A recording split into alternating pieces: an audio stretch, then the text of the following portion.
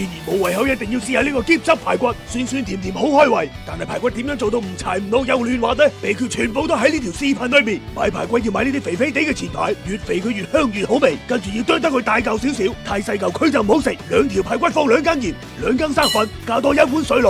我哋幫佢捽下佢，捽走佢啲血水，大約捽佢2分鐘，然後放喺一邊浸佢一陣。浸完鹽水出嚟嘅排骨就會又嫩又滑。呢兩隻係我哋比較常見嘅喼汁，呢一種應該喺超市比較容易買得到，而呢一種應該喺香港先會買得到。所以今次我哋就用呢種去做。順手問一句，呢一支嘢已經變到咁嘅顏色，有冇大佬知道佢變咗質未？2條排骨放4半碗喼汁落去，糖要去到喼汁嘅1半，呢個比例係我媽教嘅，真係好好味。撩佢2嘢或者唔使撩都冇所謂。好啦，排骨已經浸好咗啦，我哋攞去沖洗乾淨，跟住我哋一定要將佢吸乾水分，咪試一陣唔入味。攞鑊嗰陣又會噼里啪啦咁樣又黐底。放皮膜上邊嘅調料，我哋幫佢簡單入一個底味。撈嗰陣可以加少少水入去，等啲排骨吸啲水，佢會更加滑。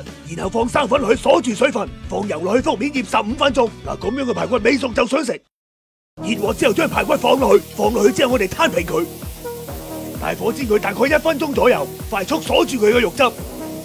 翻面之後我哋又煎多佢1分鐘，撒一圈鬼雞味落去，轉細火焗佢30秒，咁樣係為咗焗熟啲排骨。好啦，而家啲排骨已經差唔多熟，將剛剛嘅汁放落去，再焗多佢30秒。開蓋之後大火收汁，收到差唔多嘅時候放啲蔥落去，兜出蔥香味，馬上出鑊。喼汁排骨只有1次同埋無限次，酸酸甜甜又嫩又滑，大人細路都好中意食。做人最緊要開心。你今日笑閪咗未啊？